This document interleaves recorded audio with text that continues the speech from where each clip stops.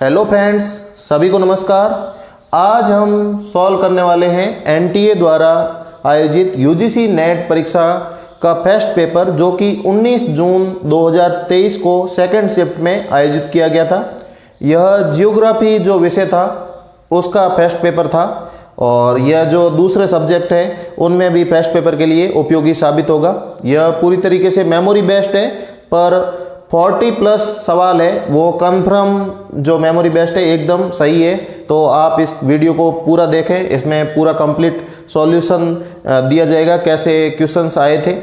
और साथ ही अगर भूगोल विषय का आपने पेपर नहीं देखा है तो भूगोल में जो 100 सवाल थे वो 100 के 100 दो वीडियो में सॉल्व करवा दिए हैं, तो वो दोनों वीडियो ज़रूर देखें। उनका लिंक है वो डिस्क्रिप्शन में दिया गया है। एक वीडियो वो लाइव सेक्शन में मिलेगा 78 क्वेश्चंस, और दूसरा है वो 22 क्वेश्चंस वाला है, वीडियो सेक्शन में मिल जाएगा। दोनों मतलब जियोग्राफी के 78 और 22 यानी कि 100 क्वेश्चंस सॉल्व करवाए गए। तो शुरू करते हैं फर्स्ट पेपर। सबसे पहले मैथमेटिकल रीजनिंग के सवाल लेते हैं। तो पहला सवाल था कोडिंग का। कोडिंग में दिया गया था कि मेल को अगर 31 लिखा जाता है, फीमेल को 42 लिखा जाता है, तो एडल्ट को कितना लिखा जाएगा, और उसके 4 ऑप्शंस दे रखे थे। तो अगर मेल की कोडिंग और फीमेल की कोडिंग को समझें तो जो A बराबर 1 करें और Z बराबर जैसे 26 होते हैं वर्णमाला में, जो अंग्रेजी वर्णमाला होती है उसमें 26 अक्षर होते हैं, तो Z को 26 करें तो E को करेंगे 5। इसी प्रकार M L सबके 1 से लेकर 26 तक जैसे गिनती होती है वैसे A to Z तक अपन को हर एक लेटर का एक लेटर जो संख्या है वो असाइन करनी है। फिर सबको जोड़ लेना है। तो मेल को जोड़ेंगे तो 31 आएगा, फीमेल को जोड़ेंगे तो 42 आएगा। इसी प्रकार एडल्ट को जोड़ेंगे तो A का 1 रखेंगे, D का 4 नंबर रखेंगे। इस तरीके से इन पांचों संख्याओं को जोड़ेंगे तो 58 संख्या आएगी। आप कैलकुलेट कर सकते हैं, बहुत ही ईजी था, पर थोड़ा सा मतलब जोड़ना था सबको। तो पहला सवाल कोडिंग का था। दूसरा सवाल था समानुपात अनुपात का, अनुपात समानुपात का। इसमें एक मिक्सर बनाना था।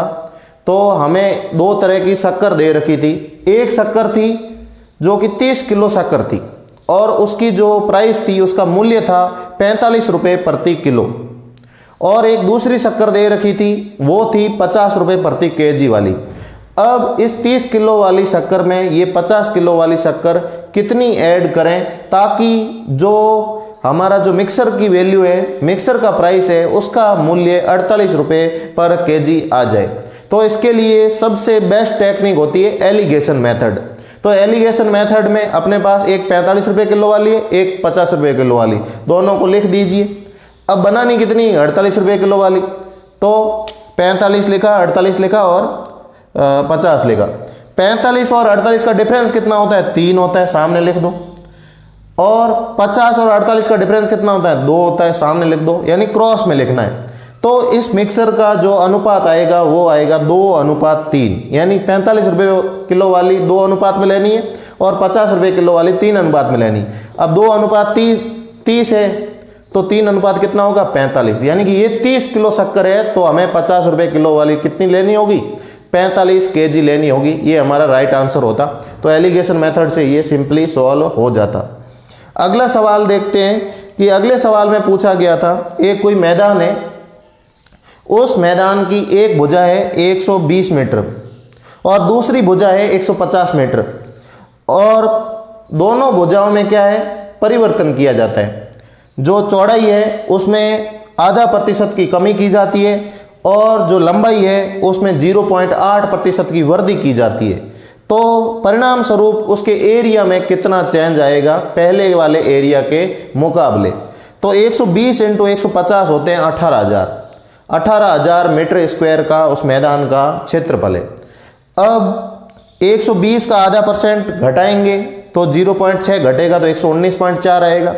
150 का 0.8% बढ़ाएंगे तो 1.2 बढ़ेगा, 151.2 आएगा।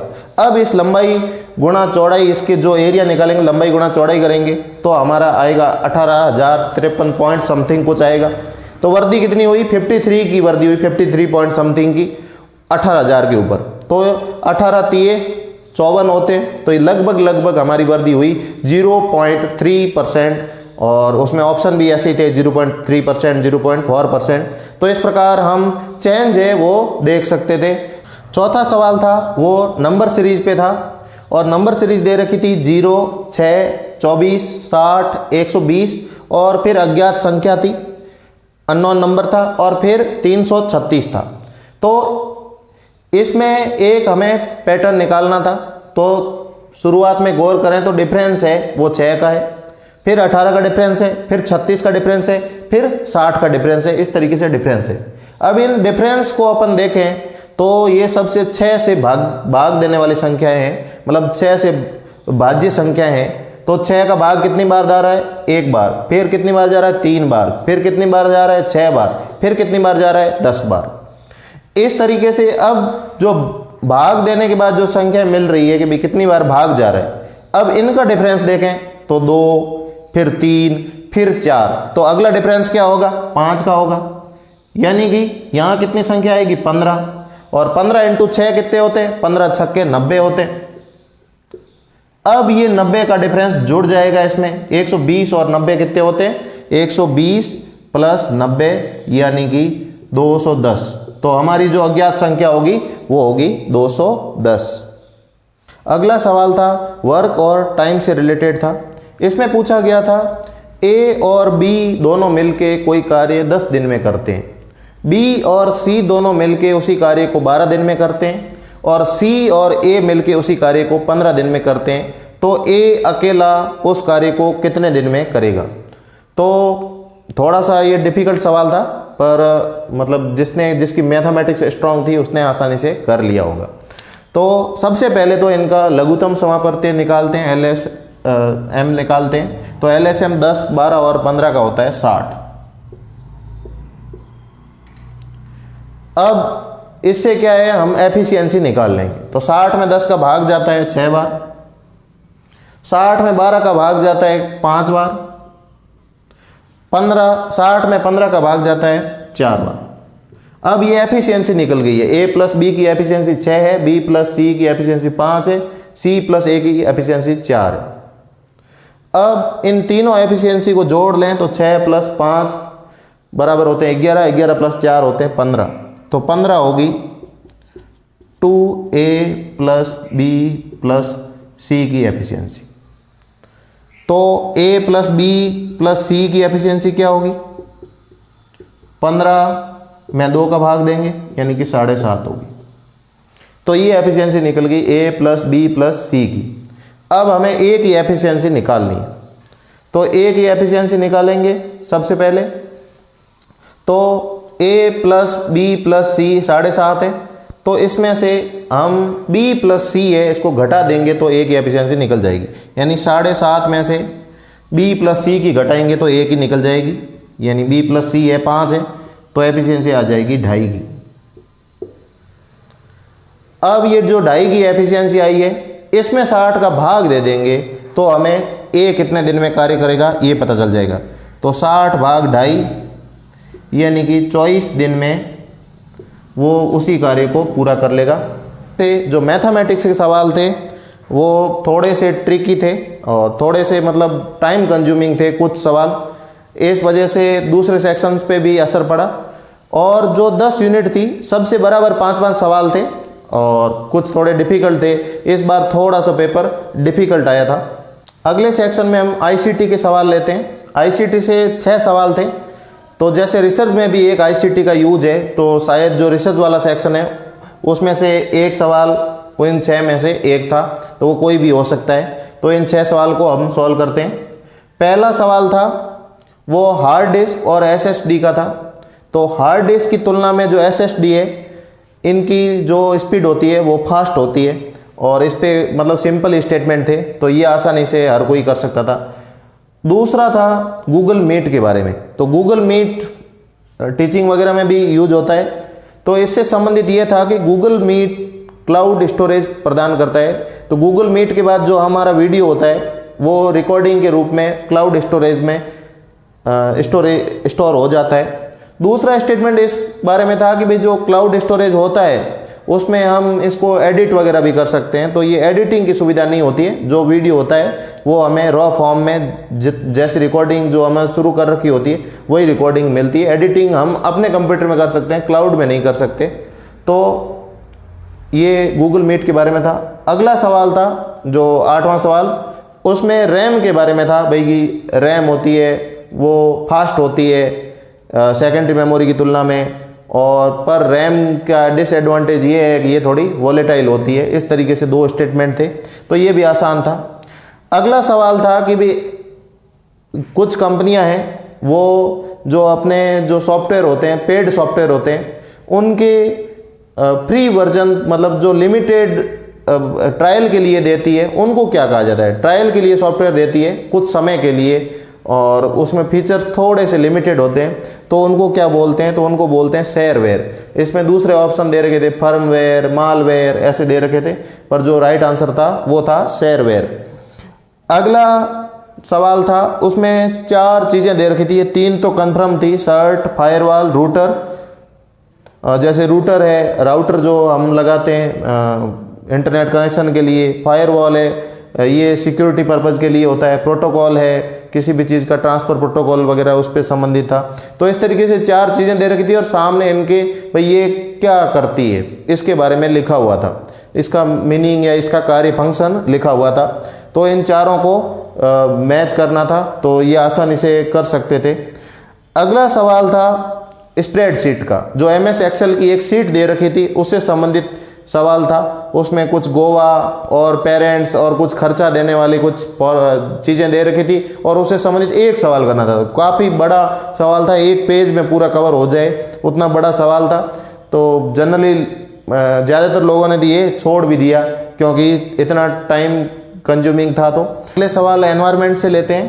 तो जो 12वां सवाल था वो था जो ग्लोबल वार्मिंग पोटेंशियल है वो निम्न में से किसका सर्वाधिक है, किसका मैक्सिमम है। तो एक कार्बन डाइऑक्साइड दे रखी थी, एक मीथेन दे रखी थी, एक N2O दे रखी थी। तो इनमें से जो सर्वाधिक है वो होता है N2O का होता है, CO2 का कम होता है, उससे ज़्यादा CH4 का लगभग 28 के करीब होता है और फिर N2O का शायद लगभग 250 के करीब होता है। तो इसमें सर्वाधिक है N2O का। इसके अलावा जो 13वां सवाल था वो था एनवायरमेंट प्रोटेक्शन एक्ट, पर्यावरण संरक्षण अधिनियम 1986 में अंतिम बार संशोधन कब किया गया था। तो 1991 में किया गया था। अगला सवाल था ईंधन में इथेनॉल का जो ब्लेंडिंग की जाती है, भारत में भी की जाती है इथेनॉल ब्लेंडिंग, इथेनॉल यानी कि अल्कोहल की ब्लेंडिंग की जाती है। तो उस ब्लेंडिंग के बाद जो मिक्सर मिलता है उसको क्या कहा जाता है, तो उसको कहा जाता है गैसोहॉल।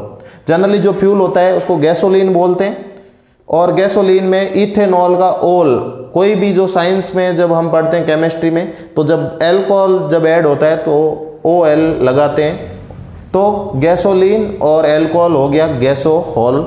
ये इस टर्म को बोलते हैं, काफ़ी फेमस होता है। उधर गैसोलीन ही बोलते हैं, अपन जैसे पेट्रोल डीजल बोलते हैं तो उधर पेट्रोल की जगह वो जो वेस्टर्न कंट्री है वो गैसोलीन बोलते हैं। अगला सवाल है 15वां, ये थोड़ा सा कंफर्म सवाल नहीं है, मतलब कुछ स्टूडेंट बोल रहे हैं कि ये ऐसा आया था, तो ये आप बता सकते हैं कि भाई ये श्योर है कि नहीं है। तो ये था सॉलिड वेस्ट मैनेजमेंट से संबंधित था। अब क्या था इसके बारे में कुछ आइडिया नहीं है। अगला सवाल था 16वां, ये या तो कुछ सिमेंटिक कुछ था या बॉडी लैंग्वेज से संबंधित एक सवाल था। तो ये थोड़ा सा सिंपल ही था कि बॉडी लैंग्वेज हम जानते हैं भाई क्या है, और दूसरा जो सिमेंटिक बैरियर वगैरह होते हैं तो वो क्या होते हैं हमें भी पता है। तो इसके संबंधित कोई एक सवाल था, ये सिंपल था। ये कम्युनिकेशन का सवाल है। अगला सवाल था कि इंट्रा कम्युनिकेशन से संबंधित सवाल था। सवाल ये था कि जब हम कोई हमारे दिमाग में 2 विचार होते हैं, अब उन 2 विचारों को हम को रिलेट करते हैं। मेरे दिमाग में जैसे कोई 2 विचार है उनको मैं को रिलेट कर रहा हूँ, सोच रहा हूँ, तो वो कैसा कम्युनिकेशन हुआ। तो मैं मेरे अंदर ही कर रहा हूँ तो ये हो गया इंट्रा कम्युनिकेशन। अगर मैं आपके साथ बात कर रहा हूँ तो वो हो गया इंटर कम्युनिकेशन। पूरे ग्रुप के साथ बात कर रहा हूँ तो वो हो गया ग्रुप कम्युनिकेशन। और बहुत बड़े मास के साथ बात कर रहा हूँ, जैसे मेरा वीडियो बहुत दूर तक जा रहा है मास मीडिया के थ्रू, रेडियो टेलीविज़न के थ्रू, तो वो मास कम्युनिकेशन हो गया। इस तरीके से हम 4 भागों में बांटते हैं भाई कितने लोगों से बात करें। तो खुद से ही बात करना होता है इंट्रा कम्युनिकेशन, ये पूछा हुआ था, ये भी सिंपल था। अगला सवाल था डिसीजन मेकिंग और ग्रुप डिस्कशन का। तो ग्रुप डिस्कशन करते हैं, उससे डिसीजन मेकिंग पे क्या प्रभाव पड़ता है। तो दो पॉजिटिव बातें थी, वो निकालनी थी, आसानी से निकाल सकते थे। क्यों ग्रुप डिस्कशन करते हैं तो बहुत सारी चीज़ों का फ़ायदा होता है। तो उसमें शायद एक ऑप्शन था सोशल, कुछ चीज़ें होती है उसका फ़ायदा होता है, तो सोशल सद्भाव, सामाजिक सद्भाव वगैरह ऐसा कुछ था। तो ये भी सिंपल था। अगला सवाल था हायर क्लास। अब थोड़े से इनोवेटिव हो रहे हैं, कम्युनिकेशन के सवाल है। जैसे ये इंट्रा कम्युनिकेशन वाला है, तो पहले तो सिंपल आते थे, ये भी थोड़ा सिंपल ही था। कुछ थोड़े जैसे हायर क्लास सोसाइटी की जो कम्युनिकेशन के बारे में आया सवाल। तो इसमें क्या है कि भाई जो हायर क्लास सोसाइटी होती है, जो कुलीन वर्ग होता है, बहुत ज़्यादा धनवान लोग वगैरह होते हैं, तो उनकी सोसाइटी में क्या एक थोड़ा सा एक सलीका वगैरह बोलते हैं। जैसे कोई रॉयल फैमिली है, तो रॉयल फैमिली बात करेगी तो उसमें हर चीज़ का एक तहजीब वगैरह होती है। तो वो कम्युनिकेशन का एक अप्लाइड सवाल पूछ लिया। तो जैसे राजस्थान में आते हैं, तो कोई रॉयल फैमिली में खमा घनी सा ऐसे जो सेंटेंस बोलते हैं, बहुत लिबरल बोलते हैं। तो इसमें 4-5 स्टेटमेंट दे रखे थे, उससे संबंधित कौन सा है। तो अगर उससे संबंध देखें तो एक तो था कि वो एकदम सॉफ्ट बात करते हैं, लिबरली मतलब बात करते हैं, मतलब शालीन तरीके से बात करते हैं। और उनकी एक भाषा की एक शैली होती है, तो भाषा की एक शैली होती है। और एक सवाल, एक स्टेटमेंट दे रखा था कि फ्रेगमेंटेड सेंटेंस यूज करते हैं, और एक था फ्रेज यूज करते हैं। तो इसके बारे में इतना आइडिया नहीं है। वैसे फ्रेगमेंटेड सेंटेंस यूज करते तो है, पर वो जैसे रेस्पेक्ट वगैरह के लिए करते हैं। तो ये थोड़ा सा मतलब हाई सवाल था, तो इसका आंसर जब आंसर की आएगी तभी पता चलेगा। अगला सवाल था राधा कृष्णन कमीशन की सिफारिशों के बारे में स्टेटमेंट दे रखे थे, और उनमें से जो सिफारिशें थी वो छांटना था।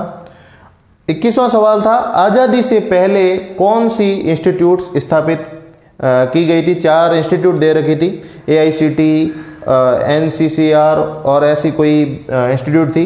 उनमें से जो AICT है, जो कि इंजीनियरिंग वगैरह के लिए, टेक्निकल एजुकेशन के लिए होती है, all India institute of technical education, तो ये जो इंस्टीट्यूट है वो 1945 में स्थापित की गई थी। तो इसलिए जो राइट आंसर होगा वही AICT।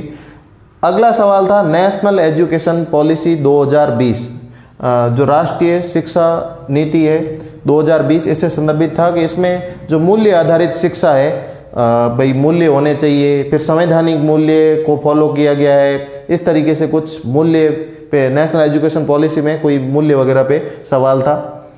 अगला सवाल था जो प्रिंसेज है, राजकुमार है, राजकुमारों के लिए आज़ादी से पहले, इसमें सवाल था कि आज़ादी से पहले राजकुमारों के लिए अनन्य रूप से यानी एक्सक्लूसिवली उनके लिए जो इंस्टीट्यूट्स, जो कॉलेज था वो कौन सा था। उसमें 4 ऑप्शन दे रखे थे। एक तो सेंट जॉर्जिया कॉलेज कोलकाता था, एक लाहौर का कोई कॉलेज था, एक लखनऊ का कॉलेज था, और एक इंदौर का कॉलेज था। तो उसमें से जो कुलीन वर्ग के लिए और राजकुमारों के लिए था वो दिल्ली कॉलेज इंदौर था इसका राइट आंसर। जैसे राजस्थान में मेयो कॉलेज अजमेर है, इसी प्रकार ये वो भी राजकुमारों के लिए था। अगला सवाल था UGC रेगुलेशन 2017 से संदर्भित कोई बोर्ड होता है, बोर्ड का नाम पता नहीं, उस बोर्ड में कितने मेंबर होने चाहिए। तो उसके ऑप्शन थे 3, 4, 5, 6। अब ये कौन सा बोर्ड था ये याद नहीं आ रहा है। अगला सवाल था वेन डायग्राम से संबंधित था। वेन डायग्राम में पूछा गया था 5 चीज़ें दी हुई थी। एक दिया हुआ था एनिमल यानी कि जानवर, कशेरुकी यानी वर्टिब्रेट्स, स्तनधारी यानी कि मैमल्स, वन विलाव यानी कि वाइल्ड कैट, और फेलाइन दे रखा था। तो सबसे जो बड़ी चीज़ होगी वो एनिमल होगी। एनिमल में कशेरुकी भी आते हैं, कशेरुकी आते हैं।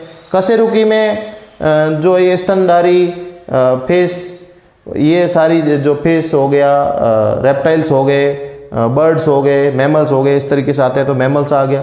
इस मैमल्स में एक होता है वाइल्ड कैट, और वाइल्ड कैट की एक स्पीसीज होगी, वो होगी फेलाइन। इस तरीके से हमें सीक्वेंस में जमाना था। तो वेन डायग्राम का ही था, पर सीक्वेंस में जमाना था बस। अगले जो 2 सवाल है वो फालेसी से संबंधित थे, दोष से संबंधित थे। तो ये 2 सवाल थे, जिसमें एक सवाल था कि बिल्ली पालतू जानवर है और इसके पूंछ होती है। तो कोई पालतू जानवर नहीं है तो उसके पूंछ नहीं होगी। तो इस तरीके से ये दोस्त था। इसके फालेसी कौन से होते हैं ये आप कमेंट कर सकते हैं। कोई एजुकेशन जो या साइकोलॉजी से संबंधित, जो एजुकेशन साइकोलॉजी से संबंधित कोई स्टूडेंट है तो वो कमेंट कर सकता है इसके राइट आंसर। ये बहुत तरह की होती है, 15-16 तरह की पॉलिसी होती है, वैसे 13-14 की होती है, फिर इंडियन वाली भी होती है, तो बहुत तरह की होती है। कुछ नॉर्मल जैसे एक्सीडेंटल पॉलिसी, स्लिपरी स्लोप, या फिर कोई एक दो जो होती है वो तो हम जानते हैं, पर पॉलिसी के बहुत डिफिकल्ट सवाल पूछे जा रहे हैं ताकि हर कोई कर भी नहीं पा रहा है इनको। अगला सवाल था, ये भी पॉलिसी से था, मतलब दूसरा सवाल, इसमें कहा था कि सभी ज्ञान को अप्लाई किया जा सकता है, मतलब all knowledge can be applied. और फिर उसमें दे रखा था कि भाई ऐसा कोई ज्ञान नहीं है, मतलब ऐसा कोई सभी ज्ञान को अप्लाई किया जा सकता है। दूसरा था कि वो ज्ञान ही नहीं है जिसको अप्लाई नहीं किया जा सकता। तो इस तरीके से ये पॉलिसी थी। इसका भी आप कमेंट कर सकते हैं जिसको राइट आंसर पता हो। अगले सवाल में एक पैसेज या गद्यांश दे रखा था, यानी कॉम्प्रहेंशन का सवाल था। उसमें 5 सवाल दे रखे थे और जो गद्यांश था थोड़ा सा लेंथी था और सिंपल ही था, ऐसा कोई ज़्यादा हार्ड नहीं था। उसमें राजनीतिक स्वतंत्रता, ईमानदारी, निजी स्वतंत्रता, इस तरीके से एक पैसेज था और उसे पढ़ के हमें 5 सवालों के उत्तर देने थे। तो काफ़ी इजी था, थोड़ा सा लेंथी था बस।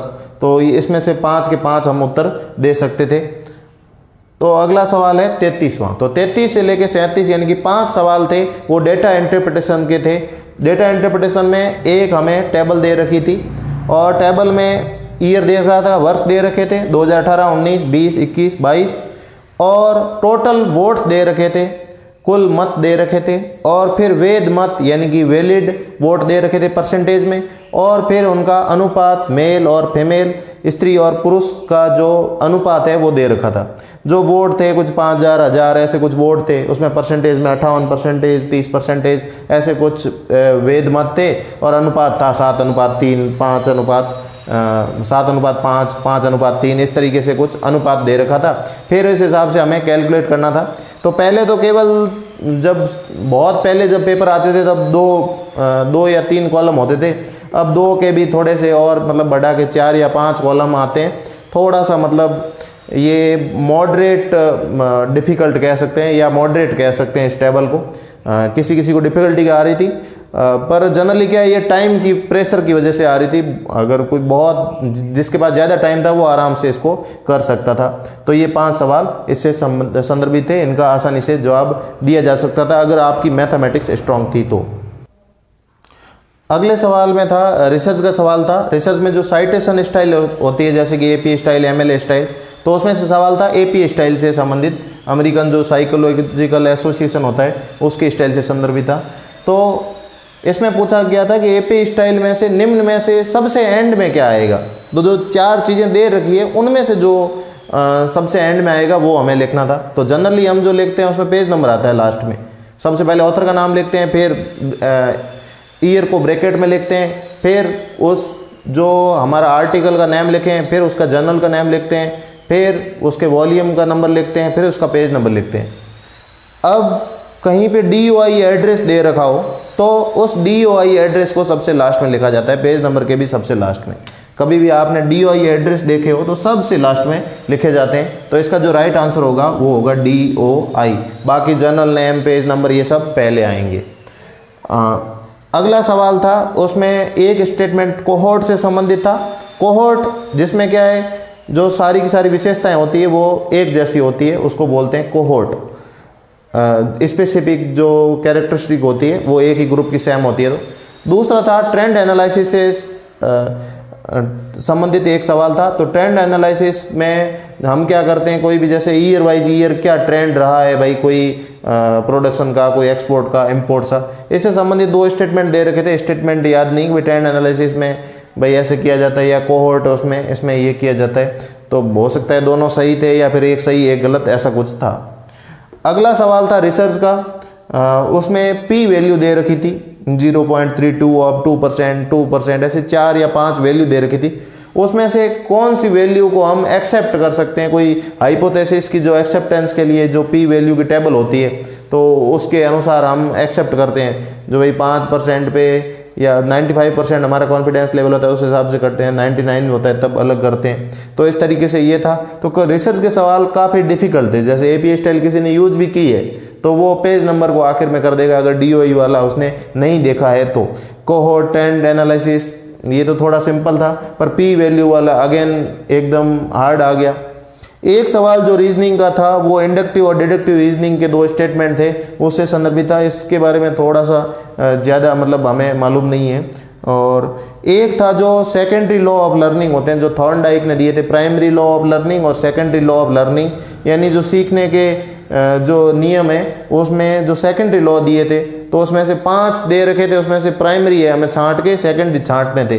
तो इसमें इंटेंसिटी का, रिसेंसी का, प्राइमेसी का, ऐसे 4-5, प्राइमरी 3 है और बाकी सेकेंडरी में शायद 5-1 जो लॉ है। ज़्यादातर जो साइकोलॉजी वाले स्टूडेंट होते हैं या एजुकेशनल साइकोलॉजी वाले स्टूडेंट होते हैं वो इसको ज़्यादा बेहतर समझ सकते हैं। फिर मेमोरी का सवाल था, यानी टीचिंग के सवाल थे वो भी हार्ड थे, रिसर्च के सवाल थे वो भी हार्ड थे, और डेटा इंटरप्रिटेशन भी थोड़ा मॉडरेट था, यानी पेपर कुल मिला के बहुत डिफिकल्ट था। और मेमोरी में जो पूछे वो सिंपल ऐसे नहीं पूछे थे, एक वाटसन का कोई मॉडल या थ्योरी था और एक कोई और थ्योरी दे रखी थी। अब इन 2 थ्योरी के बारे में पढ़ा हुआ हो तभी आप कर सकते हो। सेकेंडरी लॉ ऑफ लर्निंग आपने पढ़ा भी हो तो हो सकता है प्राइमरी और सेकेंडरी मिसमैच हो जाए, दोनों एक साथ दे रखे थे।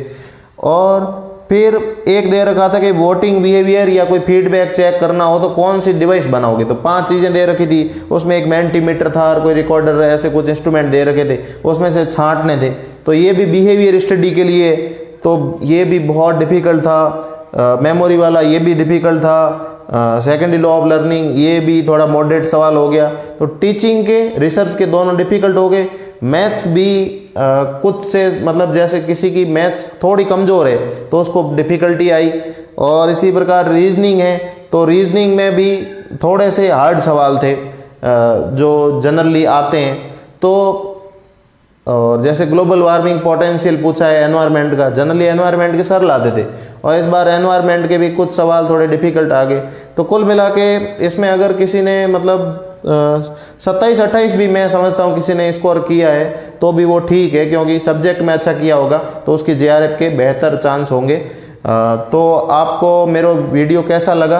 अगर वीडियो अच्छा लगा है तो वीडियो को लाइक करें, वीडियो को शेयर भी करें अपने फ्रेंड्स के साथ ताकि वो हमारा चैनल है वो देख सकें, और साथ ही चैनल को सब्सक्राइब करें और बेल बटन दबाएं। मैं आगे भी जो जियोग्राफी से संबंधित वीडियो तो लेके आऊँगा ही आऊँगा, मेरा जो कोर सब्जेक्ट वो जियोग्राफी है। साथ ही मेरा फर्स्ट पेपर है वो भी काफ़ी बेहतर है, सिवाय एक जो लॉजिकल रीजनिंग होती है उसमें कुछ अलग से ये फालेसी वाले नए डाले हैं। इनके अलावा मेरी जो पूरा फर्स्ट पेपर है वो काफ़ी बेहतर है। जैसे रिसर्च वगैरह, जैसे रिसर्च कर रहा हूँ तो रिसर्च मेरा बेहतर है, तो आगे इससे संदर्भित भी वीडियो, इससे संबंधित भी वीडियो में लेके आ सकता हूँ। तो आप चैनल को सब्सक्राइब जरूर करें और साथ ही शेयर करें। अपने जो सुझाव है वो कमेंट बॉक्स में दें। कुछ आंसर वगैरह और है, इससे संदर्भित कुछ और सवाल आए थे वो भी आप कमेंट कर सकते हैं।